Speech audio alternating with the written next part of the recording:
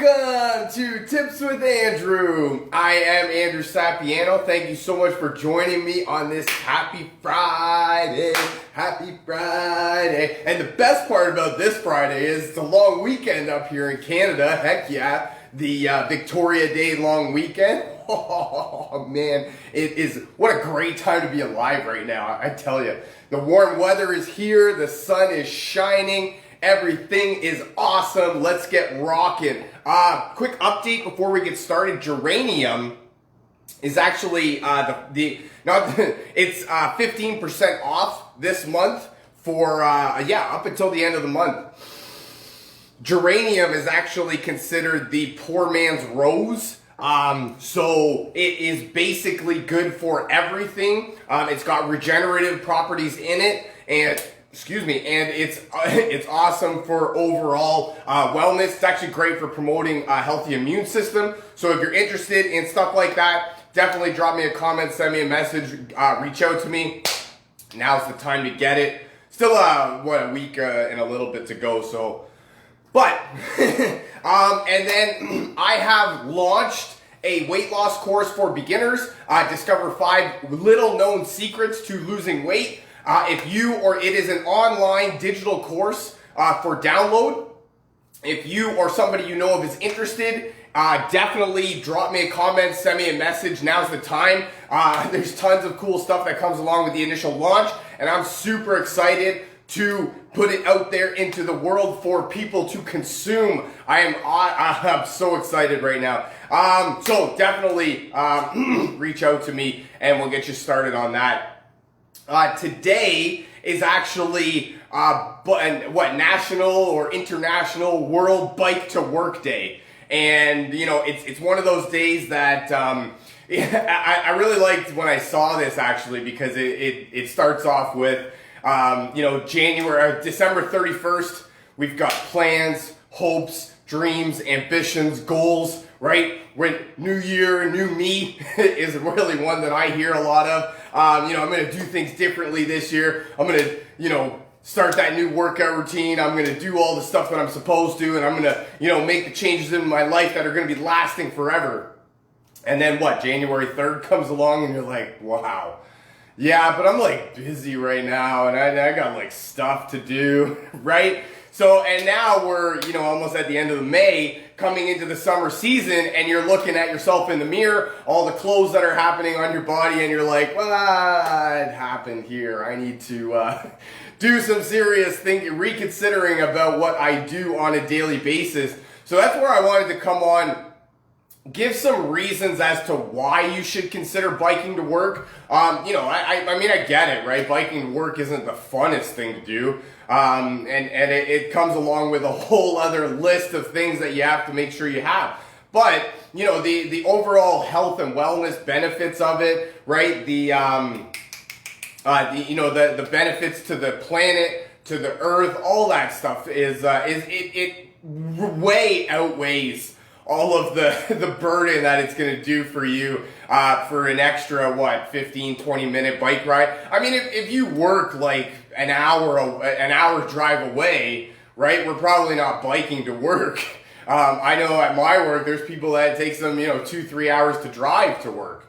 I couldn't even imagine telling them to take a bike to work, because I feel like there would be a couple of choice words in there for me. So this is really, do it at your own discretion. Maybe you don't bike to work, right? And I actually love this topic today, especially, right? Nowadays, we're all kind of still at home, working at home, and everybody's kind of working from home. And where now you're not biking to work, right? You're biking from work. It's a great way to help, break up the monotony of the day, gets you outside, gives you a reason to leave the office, right? And to do something different. And so that's where I wanted to come on, give some reasons as to why you should consider it. I'm not telling you what to do with your life, but just making some considerations. Maybe this is for you, maybe it's not. Let's get right into it. Number one, and I just talked about it, is actually better organization. So when you're biking to work, right, automatically it forces you to wake up a little bit earlier to go to work. there's not, you don't have as much time in the morning you need more time in the morning than you would if you're just waking up, getting in the car, getting McDonald's on the drive in, Tim Hortons coffee, and you're at work in, half an hour. Or from the time you wake up to the time you get to work is like half an hour, right? So to bike to work, you'd have to actually wake up a little bit earlier, right? Pre-plan, make, figure out your whole daily regimen, I guess the next day if you wanted to. But that's where I actually liked this one. It forces you to get up earlier in the morning to kind of organize your day, to pre-plan what you're doing, and to just, get yourself into that right headspace, right? The right mind space. When you wake up and go to work, and drive to work, right? It's not uncommon for us to be groggy. We're still not really awake until like first break, right? We're just kind of going through the motions. And that way, biking to work, not only does it, wake you up and give you that sort of benefit in that way, but it does. It forces you to wake up a little bit earlier, forces you to get organized, to be better organized for the day, and it actually helps you to to pre-plan a little bit better. Yeah, it's going to take you a little bit longer, but right. Number 2, better work performance. And I like this one, and I'm proud of myself that I didn't talk about this before because it's a tip. But better work performance all around, right? When we wake up, and I actually just talked about this, you wake up and you're groggy and you don't really want to do anything, right? It's first break before you even really wake up. Maybe sometimes it's lunchtime, right? Long weekend now.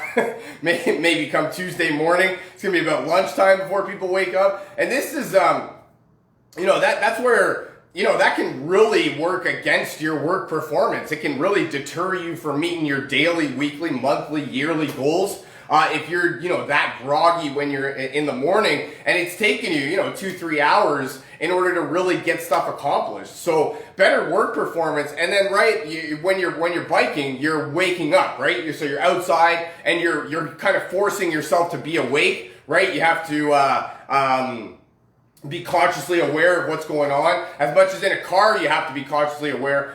In a bike, on a bike, you have to be a little bit more aware. And then that way, and then also, the wind at your face is going to wake you up. The sweat, right? The heart pumping, that's all going to wake you up. And it's going to make you it's going to make you want to be awake more often, right? When you get to work and, you go and you sit on the toilet for half an hour because you're not even really doing anything. You're just having a quick nap. Right? All that stuff is going to deter your work performance. And that's right there why biking to work is huge, because, it really forces you to wake up more in the morning than if you were to drive, right? Carpooling also too. For me, I carpool, right? So, I'm in the back seat and it's like, it's like falling asleep, right? And that's even worse than anything. So, improve your work performance. Because it's gonna help wake you up, and you're gonna be that much more attentive earlier in the day to, and then for the course of the day. Number 3, improved health, right? You start sweating, you get your heart rate pumping, you're burning calories, right? Your body's doing all the things that it's supposed to. And then I really like this one in terms of not driving to work, right? Because if you follow me for a second, right? And this one is really worse if you're at a desk job. Not so much if you're like walking around all day, but still, right? So if we're sleeping and we're laying down and then we sit, right, to eat breakfast, maybe we sit when we drive to work. Then we sit at work if you're a desk job, right? You sit all day. Then you sit on your drive home from work. Then you're at home, right? You're sitting on the couch watching TV. You're sitting on the table at dinner time, or at the table at dinner time. And then you go to bed to lay down on your bed, right? So that's a whole lot of time that you're spent not moving around, right? And you're sort of just a lump on a log right at that point. And so that's where, as human beings, we're not meant to be sitting, to be sedentary for that long, right? We're not meant to be in a specific position for that long. Just as much as we're not meant to be going all the time, we're very not meant to be sitting down all the time, right? We're not machines, we're not robots, so we can't go all the time, but we're not a tree, right? We can move, we can do things that to make ourselves more healthier people, right? So that's where the improved health is right off the bat, what you can tell just by biking to work. If you're one of those people that really can't find time throughout the day, and it's not uncommon, right? We're a very, very busy people. We live very busy on the go lives that don't always allow for an extra hour or 2 hours a day to go to the gym to work out, right? So that's where we need to do what we can with what we've got. And an extra 15-20 minutes in the morning for a bike ride to get yourself an improved health. I mean, you gotta find your hard, right? Waking up a little bit earlier to bike to work is hard, but later on in life, when you have to have surgery because your back's shot because you haven't moved all your life, that's hard too, right? So you got to pick your heart. So today is National Bike to Work Day. We are talking reasons on why you should consider biking to work. Number 1, better organization, helps you to wake up earlier in the morning. Number 2, better work performance, again, helps you wake up earlier in the morning so that you're ready to go when you get to the office. Number 3, improved health. I mean, that one's sort of self-explanatory. When you're biking to work, it just improves your health. And if you don't care about that, your health or your wellness or any of that, number 4, you save money. This is something that we can all get behind. Everybody loves to save money. Everybody loves to have a little bit money in the bank. And everybody loves little tips and tricks on how to become more financially independent, right? Side note, water. When you're biking to work, you're going to need a water bottle because you're going to get thirsty. But I mean, this is just it right there, right? If you're carpooling, you're kind of not, you're already doing the saving money thing. But if you take bus or transit, right, that's saving money right there. If you drive, that's gas money right there. And also too, there's a little bit more to the gas money, right? When you're driving to work all day, right, you're putting wear and tear on your car. So as much as you're saving gas money, you're also saving future repairs that have to be done on your car because you're driving it all the time and you're putting it through all of the things that you put it through on a daily basis when you drive to work, fast and slow, right? That's not good. Highway, street driving, that's not good, right? There's all sorts of things that aren't good for your car, and that's another way to think about saving money. If you're over here not driving, you're definitely saving money on car expenses. I mean, depending on how close you live to work, right? You could probably save money on insurance if you don't really need to drive that much. You could save money on a car in general, right? If you've got a family and you don't, and you work close enough that you don't need, or you don't have the funds to be doing 2 cars at once right now, maybe you consider an alternative, right? You bike to work and then the family has a car for whatever needs to be done, right? So that's another way right there. You're probably not saving money in the sense of you're going to be eating more because your body needs more fuel, but that's money that's already been spent or being spent, right? So that's where you just relocate it or reallocate it to different foods that you're going to need. But right there, I mean, if you don't care about your health and you don't care about your wellness or being better work performed or being more organized, I know you care about saving money. I mean, everybody cares about saving money. And so that's it right there, right? The initial investment, okay, yeah, you got to go out and buy a bike. It's going to cost a little bit, but the amount that it's going to pay for itself over the course of it, and I mean, if you're only biking to work one day a year, maybe it's not worth it for you to buy the bike and spend the initial investment. But if this is something that you're willing to commit to, right, it's going to be an initial investment right off the bat, but it's going to be a huge money saver over the course of however long you decide to do that for. Especially if your kind of lifestyle can afford to sell the car, right? And then that way you can have more money coming in. That's, right? It is what it is. Number 5, if you don't care about saving, being better organized, better work performance, saving your health and wellness, or saving money, number 5, do it to save the planet, right? There's your carbon footprint on the world every time you take a car, a bus, transit, right, train, all that stuff, versus a bike is so much different, right? There's so much less carbon pollution coming out of your bike than there is your car. What I actually read was the only carbon pollution coming out of your bike is what comes out of your body. We are putting, it's the oxygen, right? Oxygen, oxygen in, carbon dioxide out, CO2 out, and so the CO2 in the atmosphere is the only bad thing that's happening when you're riding a bike. Versus, gas, diesel, the big clouds of dust that come out of those trucks and the buses. So, I mean, that's it right there. If you don't really care about your health and wellness, if you don't care about saving money, care about the planet, right? We only have one planet to live, as far as I know, anywhere around here. I know they're doing some testing on Mars, but, outside of a little bit of testing on Mars and maybe where in the future being able to produce on the moon, there's not a whole lot left for us to live on, right? All of those the planets out in the universe are not, they can't sustain human life, right? We can't live on those planets because of the air density, right? The renewable resources, all that sorts of stuff. Earth is basically the only place we have to live. And so if we're not doing what we can on a daily basis, right, the daily disciplines, and I'm not talking about, you have to bike to work every day, but I'm talking about doing the little things, right? Picking up after your trash, not throwing stuff on the ground, and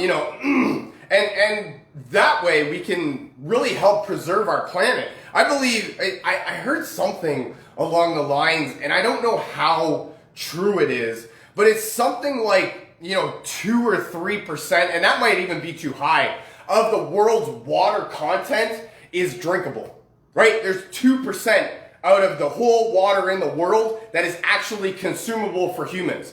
So, I mean, if we're not, if we don't change real quick, right, there's going to be a whole lot, there's going to be a whole lot less for us to have, as the years progress, as the generations progress, right? So, I mean, if you don't care about yourself, you don't care about your money, care about the planet, right? The only place we have to live. And my last, this one is not a reason, but it's something that's going to have to help you for if you do decide to bike to work, is consider essential oils. An essential oil blend like Easy Air is actually known as the respiratory blend from doTERRA, and I really love this one.